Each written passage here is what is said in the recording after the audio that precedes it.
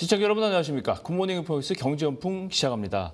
경찰청이 지난해부터 이달까지 1년 10개월간 캄보디아 관련 한인 실종 감금 의심 사건을 143건 접수했다고 밝혔습니다. 아직도 확인 안 된 52건에 대해서는 수사가 진행되고 있다고 하는데요. 오늘은 캄보디아에서 일어난 사건 권혁중 평론가와 함께 알아보겠습니다. 어서 오십시오. 네, 안녕하십니까. 이 사건을 보면 볼수록 이런 일이 일어날 수 있나 이런 생각도 들고 또 한편으로는 일어날 만하다 이런 생각도 듭니다. 이 고수익 해외 취업 청년들 얼마나 갈급하겠어요. 맞습니다. 이거를 활용해서 이제 끌어들여 가지고 범죄 단지에 끌고 가서 몹쓸 일을 시키고 범죄에 빠지게 하고 그 심지어는 도망 못 가게 잡아내고. 야, 이게 사건과 이게 빨리 이제 진행이 돼야 해서 이게 어떻게 좀 해결을 해야 될 텐데 지금까지 진행 사항 좀 부탁드리겠습니다.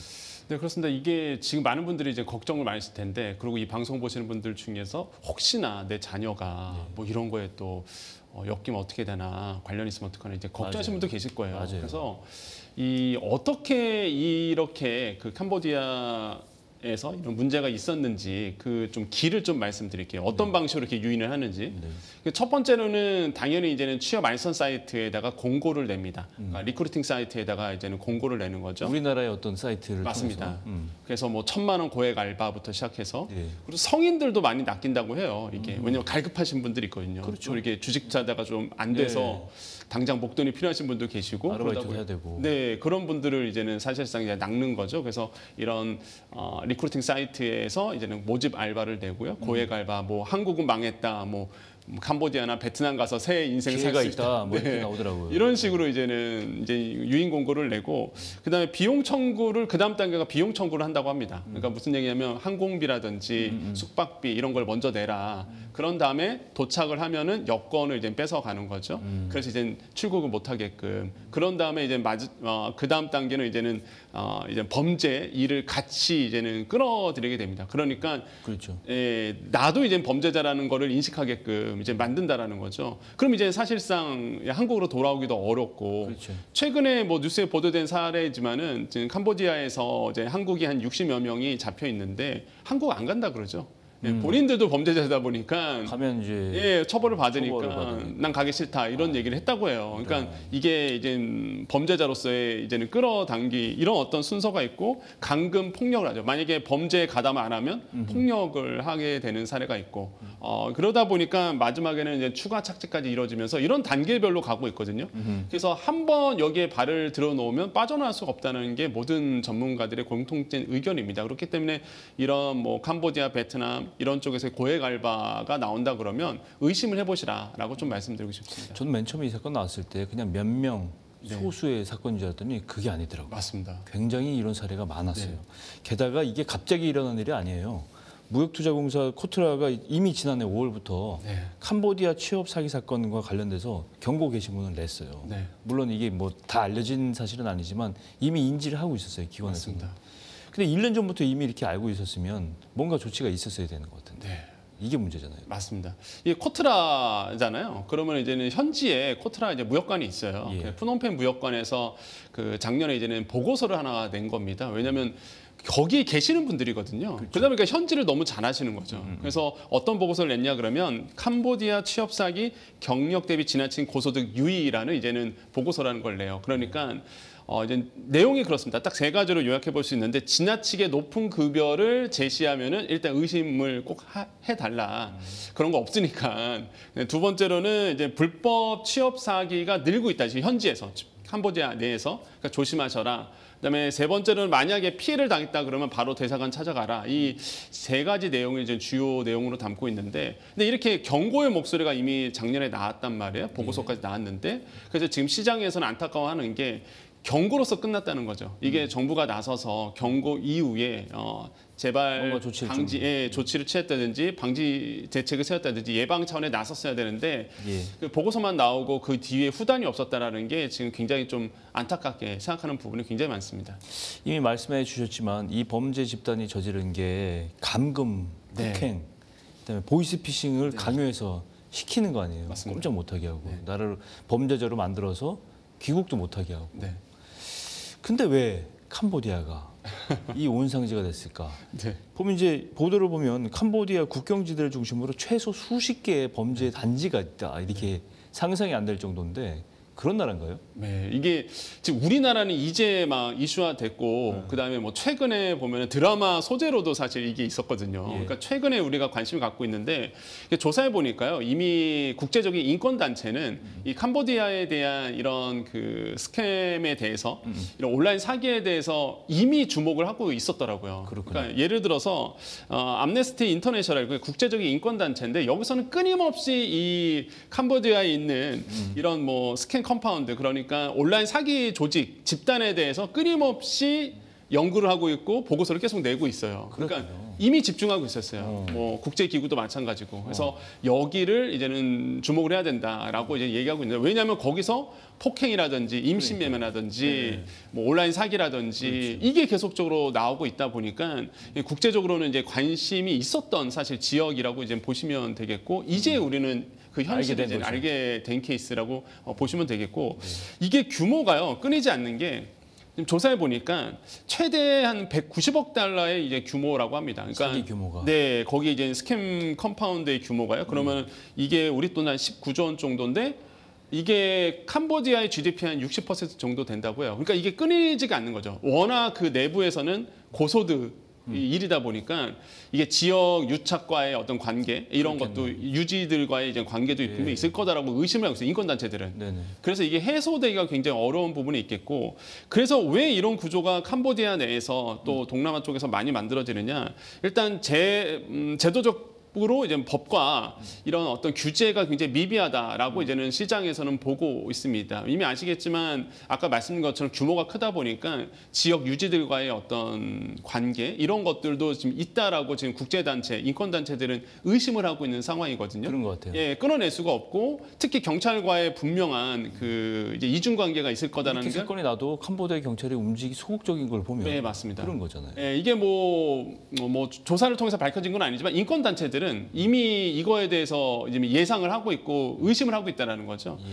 그 다음에 이제 보는 게 특히 이제는 카지노라든지 이제 도박업장과의 유착 관계를 주목을 하고 있는데 그게 왜 그러냐면 코로나19를 통하면서 그 캄보디아 내고 있는 이런 그 카지노 시설이 다 초토화됐다고 해요. 그러니까 돈을 벌 수가 없는 거예요. 그렇죠. 그래서 그때부터 아마 이런 그 나쁘죠. 스캔 컴파운드와의 조직과의 연계가 돼서 여기가 온상이 될 가능성이 있다라고 이제는 보고가 되고 있거든요. 네. 그래서 대부분의 아마 그 캄보디아나 베트남 쪽이나 이런 동남아 쪽에서의 태국이라든지 이런 어떤 그 온라인 조직 사기에 들어갔던 분들은 대부분이 이제 카지노에서 뭔가 돈을 벌 수 있다, 아니면 거기서 일자리를 제공한다 이런 거에 이제 혹해서 넘어가신 분들이 많거든요. 그러니까 취업 사기를 당일만 하는 게 이게 뭐 어디 뭐 농촌에 조그만 오두막집을 가는 게 아니고 맞습니다. 네. 버젓한 이 관광단지나 카지노나 호텔 이런 데란 말이에요. 그러니까 거기서 일할 수 있다는 걸로 이제 가는 거잖아요. 네. 가봤더니 그게 아닌 게 되는 맞습니다. 건데.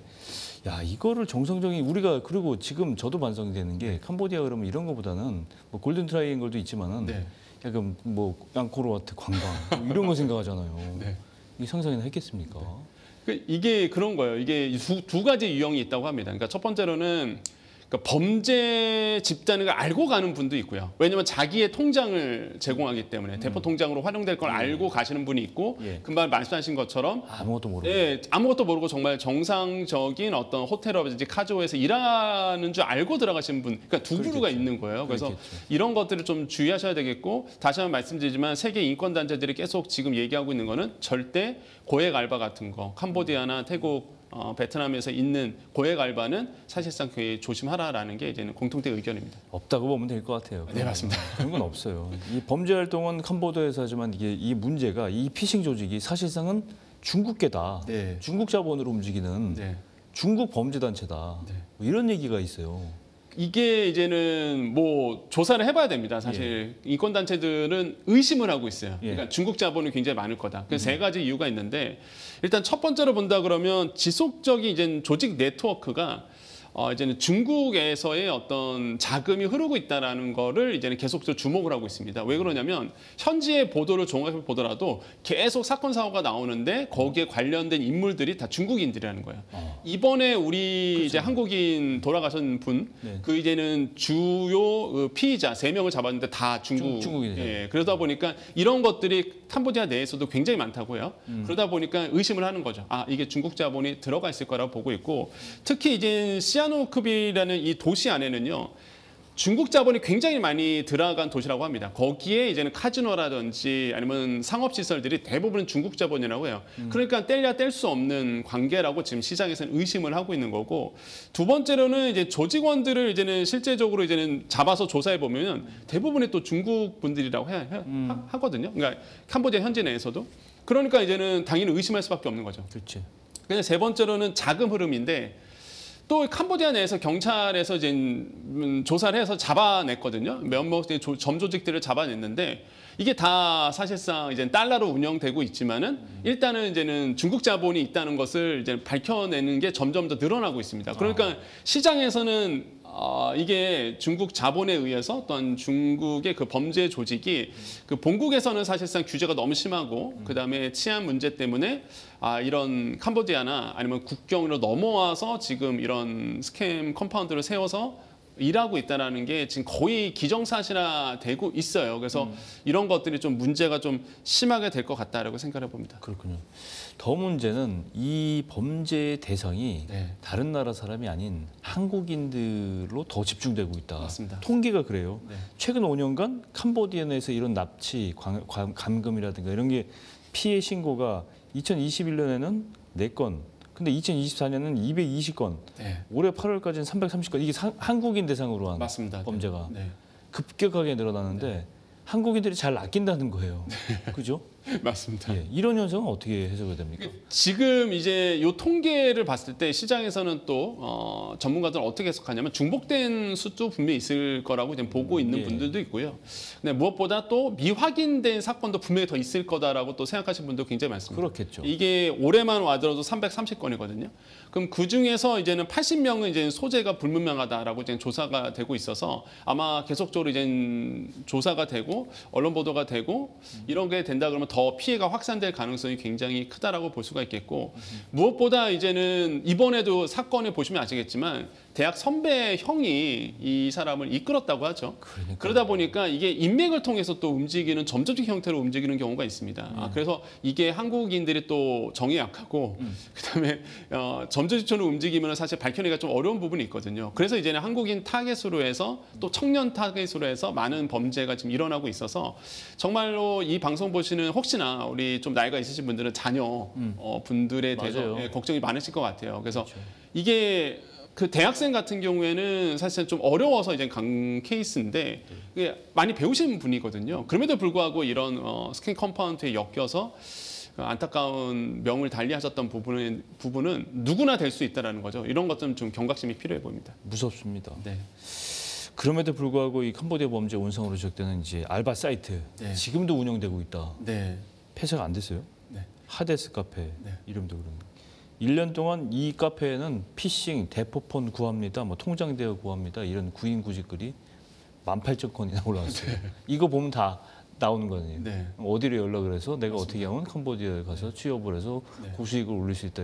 여기 이제 이게 통로가 되는 건데 이게 어떻게 운영되고 있는 겁니까? 이게 하데스 카페라고 얘기하는데요. 이 하데스는 아시겠지만 그리스 신화에 나오는 저승의 신이잖아요. 저승의 신이죠. 죽음의 신인데, 그러니까 이름도 무섭고 네. 그 거기에 디자인된 것도 되게 무섭습니다, 사실. 그러면 그럼에도 불구하고 많은 분들이 가는 이유가 이게 대표적인 그 젊은이들 사이에 캄보디아 취업 사이트, 알선 사이트로 워낙 유명한 사실 사이트로 알려져 있어요. 그래서 많은 분들이 또 오해하는 게 하데스 카페라 그러니까 무슨 네이버 카페인지 아시는데 그러진 않고요. 그냥 취업 알선 사이트입니다. 근데 이름이 이제는 카페라고 돼 있어서 많은 분들이 오해하시는 거고, 하데스 이 사이트에 가면은요, 뭐 취업 알선 되게 많습니다. 근데 대부분 불법적인 게 되게 많고요. 그렇죠. 18,000건이나 되는 정말로 그 불법 게시물들이 많다라고 알려져 있고, 심지어 문제가 되는 게 고등학생 환영한다. 예, 중고등학생 환영한다. 여러분도 할 수 있다. 한국에 꿈이 없지 않느냐. 한국은 뭐 망했다. 아까 얘기한 것처럼. 그러면서 이제는 여기 와서 새 인생 살아라. 고등학생들한테도 이렇게 어필을 한다는 거죠. 그러니까 굉장히 안 좋은 질이 나쁜 사이트임에도 불구하고 이게 버젓이 2년 넘게 운영이 되고 있다는 게 지금 문제인 겁니다. 그래서 사실 연합뉴스가 기자들이 또 발빠르게 움직이잖아요. 또 취재를 한 거예요. 그래서 방송통신위원회에 이게 왜 아직도 존재하느냐라고 물어봤는데 아직 응답이 없었다고 해요. 그러니까 지금 정부에서도 이제 파악을 한 상태. 인지를 못하고 있는. 예, 인지를 못하고 이제 파악한 상태고 아마 이 사이트는 아마 폐쇄가 될 겁니다. 되는데 비슷한 사이트들이 굉장히 많다는 또 거예요. 나오겠죠. 예, 계속 만들어진다는 거죠. 그렇기 때문에 찾아내야지, 그럼. 예, 이게 이런 캄보디아에 대한 취업 알선 사이트들이 불법 사이트들이 많아지고 있고 거기에 비리 온상이 되고 있다. 이렇게 생각해 봅니다. 말씀하신 걸 보면 캄보디아 경찰이나 지역에서 이제 일부겠지만 일부 네. 부패 공무원들이나 경찰들이 이제 유착이 돼 있는 거 아니냐. 네. 그럴 수밖에 없는 게 이제 캄보디아에서 차지하는 여기 분명히 상납 고리가 이 돈이 이제 캄보디아에도 흘러 들어올 거 아니에요. 네. 그래서 이제 눈 감아주는 것도 있지 않느냐 이렇게 네. 의심을 해볼 수가 있는데 공교롭게도 네. 우리 한국이 캄보디아에 4,300억 원을 네. 매년 네. 공적 개발 원조 ODA 자금으로 네. 지원을 해주고 있어요. 네. 이 가난한 나라들은 이제 약간 지원을 해주는 맞습니다. 그런 돈까지 지원해주고 있는데 우리나라 사람들 잡아다가 감금하고 이거 가만 놔두고 있다? 네. 말이 안 되죠. 맞습니다. 이게 굉장히 이번 그 캄보디아 사태가 좀 이슈화 됐던 이유가 이게 약간 정치과 관련으로 넘어가 보니까 이게 더 이슈화 된 것 같아요. 그러니까 대표적인 게 왜 그러냐면 이 ODA 때문에 그렇죠. 아까 말씀하신 것처럼 이제 공적 개발 지원인데 이 사실 이제 말씀하신 것처럼 이제 저성장 국가라든지 개발도상국에 대한 이제 공적 지원을 해주는 거잖아요. 이 자금이 지금 보니까 4,300억 원 정도 올해 예상 기준으로 이렇게 잡혀 있다고 합니다. 근데 이 자금을 가지고 사실상 이제는 캄보디아 내에서 뭐 저발전 지역이라든지 이런 것을 이제는 계속적으로 발전할 수 있도록 도와주는 거잖아요. 그래서 지금 시장에서 이런 얘기를 하죠. 이거 끊어내자. 아니 캄보디아 경찰에서 이렇게 소극적으로 대처하고 있고 협조를 안 해주는데 우리가 이걸 왜 지원하느냐라고 해서 지원을 끊자라고 얘기하고 있는데 감정적으로 맞는 말이죠. 예, 근데 사실상 현실적으로는 힘들다라고는 게 지금 정부의 이제 생각인 거고 전문가의 생각입니다. 일단 그래서 그럼에도 불구하고 왜 지원을 끊자는 얘기가 정치권에서 나오는 이유는 압박하는 거죠. 왜냐하면 이 자금 끊어내면 캄보디아 내에서도 관련된 아마 정치인들도 있을 거고 관련된 정부 조직도 있을 겁니다. 이 자금 끊기면 본인들도 곤란하기 때문에 그럼 적극적으로 이 사태를 해결하기 위해서 나설 거다라고 보고 있기 때문에 의도적으로 우리가 정치권에서는 압박을 지금 하고 있는 거고 현실적으로 봤을 땐 끊기가 어려운 이유가 몇 가지가 있는데 일단 절차가 복잡합니다. 일단 국회에서 논의가 돼야 되고 정부에서도 논의가 돼야 되고 이게 국회에서 통과를 해야 되는 거 예산안이다 보니까 그래서 이게 좀 시간이 걸릴 것 같고요. 근데 또 하나가 국제 원조잖아요. 그러니까 국제적인 위상과 또 관련이 있다 보니까 또 문제가 될 가능성도 있고요. 가장 지금 우려하는 거는 이겁니다. 이게 4천억 원을 지원한다고 해서 캄보디아 정부에 주는 건 아니거든요. 이게 프로젝트별로 움직이다 보니까 예를 들어서 뭐 캄보디아에 있는 소규모 시골 거기에 예를 들어서 뭐 물자 지원하든지 아니면 뭐 교육 시설을 세워준다든지 이런 프로젝트별로 가요. 그럼 만약에 이거를 끊긴다 그러면은 거기에 있는 저소득에 있는 시민들이라든지 이제는 정말로 필요하신 원조가 필요한 분들에게 타격이 될 수 있다라는 거죠. 그렇겠네요. 그래서 현실적으로는 이게 뭐 ODA를 끊어내기가 굉장히 힘든 부분이고 지금 그래서 이제는 좀 이게 정치권에서도 좀 예민한 문제로 좀 자리를 잡아가고 있습니다. 소잃고 외양간 고치기 시기지만 아까 뭐 무역공사 얘기도 했었지만 외교부도 마찬가지예요. 지난 23년 11월부터 지난해 3월까지 미얀마, 라오스, 태국 접경 지역이 이제 골든 트라이앵글 거기잖아요. 그쪽 지역 아닌가요? 맞습니다. 요거를 여행 경보 4단계 여행 금지 내렸는데 캄보디아는 없어요. 캄보디아는 없었어요. 이거는 왜 그랬을까요? 그러니까 2023년도였는데요. 그 당시에 이제는 외교부에서는 그때 왜 제외를 했냐라고 했을 때 외교부에서는 입장이 그랬습니다. 그 당시에는 이제 크게 문제가 되지 않았다. 이게 17건 정도라고 해요. 그 당시에 이제 캄보디아 내에서 이런 사건 사고가 일어났던 게 우리나라의 피해가 그러다 보니까 여행 제한 규격으로 4단계거든요. 4단계로 할 이유가 그 당시는 없었다. 왜냐하면 아예 못 가게 하는 거잖아요. 그렇죠. 4단계는 아예 여행 금지거든요. 그거는 법으로 가게 되면 이제 처벌을 받는 단계입니다. 그러다 보니까 4단계까지는 이제 내려지지 않았다. 그 당시에 2023년도에는. 그래서 이제 외교부는 그렇게 얘기하고 있고 특히 이제는 여행 경보 4단계는요. 금지잖아요. 네. 그러니까 거의 전쟁이 일어날 정도, 그 나라에 전쟁이 일어날 정도이기 때문에 그 당시에는 캄보디아가 뭐 4단계까지는 아니었다라고 지금 보고 있습니다. 그리고 또 한 가지가 뭐 정무적 판단도 분명히 있었을 거다 이렇게 좀 시장에서 내다보고 있어요. 이게 약간 예민한 문제이긴 한데 아까 ODA랑 연결돼서 네. 이게 그러니까 전 정권이죠. 전 정권에 대한 캄보디아와 그다음에 이제 권력 관계가 모종의 지금 이제 사실 특검에서 조사하고 있는 부분이거든요. 이거에 대해서. 예, 그래서 아시겠지만 뭐 예, 이게 약간 정치적으로 예민한 문제다 보니까 말을 좀 꺼리긴 하는데 제가 일단 전 정권에서 캄보디아에 대한 ODA 문제와 그다음에 이제는 김 여사와의 어떤 관계, 통일과의 문제 이게 지금 특검에서 이미 조사를 하고 있어요. 지금 그래. 예, 제가 얘기한 게 아니라 이미 특검에서 조사를 하고 있어서 이런 문제로 인해서 정부적 판단에 의해서 캄보디아에 대한 지원을 계속 하고 있는 것이 아니냐 이런 얘기가 지금 나오고 있거든요. 그래서 이런 건 조사를 해봐야 알죠. 특검에서 지금 조사하고 있으니까. 그래서 그런 판단도 있지 않았을까라고 시장에서는 조심스럽게 예상을 하고 있습니다. 경찰청이 캄보디아에 코리아 데스크 설치하겠다 그러는데 설치가 되는 건가요? 된다는 얘기인가요? 네, 지금 일단 코리안 데스크를 이제 설치하겠다고 밝혔는데 지금 진행 중에 있습니다. 그런데 이게 굉장히 좀 어렵다고 해요. 현실적으로 왜 그러냐면 파견을 늘린다는 게 어려운 게 현지에서 이제 받아줘야 되거든요. 예, 캄보디아 경찰 내에서 협조 들어가는 뭔가 겁니다. 물리적으로 뭐 여기다 뭐 장소도 있어야 되고 맞습니다. 시스템도 그리고 나눠야 되고. 현지 경찰과 같이 조사권을 갖는 거거든요. 그렇죠. 예, 그러다 보니까 현지 경찰에서 받아줘야 되는 부분, 그다음에 그 캄보디아 내에서 승인이 떨어져 있는 부분 이런 게 필요한데 아시겠지만은 굉장히 캄보디아는 소극적입니다. 그러니까 자꾸 인권단체에서 예상하는 것처럼 그렇겠죠. 유착 관계를 의심할 수밖에 없는 거예요. 그러니까 너무 소극적이다 보니까 이 코리안 데스크 설치에 대해서 순조롭게 진행이 될까 좀 의심스러운 부분이 있겠고 파견 경찰이 실제 현지 경찰과 같이 조사라는 단계로 가는 거거든요. 그러니까 만약에 제가 생각하기에는 만약에 이게 정말로 코리안 데스크가 만들어진다 그러면 수사 속도가 굉장히 전 빨라질 거다라고 예상을 하고 있고 그렇게 된다 그러면 우리나라의 국민의 안전에 대한 부분도 굉장히 좋아질 거라고 좀 생각을 해보겠습니다. 빨리 좀 해결이 돼야 될 것 같습니다. 네. 이 문제는 정말 이대로 굉장히 심각하고 우리나라 가뜩이나 지금 청년 취업이 문제되는데 이렇게까지 하면 국가적인 위상도 위상이지만 국민들이 청년들의 꿈을 맞아요. 굉장히 이게 위축시킬 수도 있고 네. 그럼 도대체 뭘 하란 말이냐 뭐 이렇게 얘기할 수 있고 복잡한 얘기입니다. 오늘 권혁준 평론가와 함께 캄보디아 해외 취업 관련 범죄 사건에 대해서 자세히 알아봤습니다. 오늘 말씀 고맙습니다. 네, 감사합니다.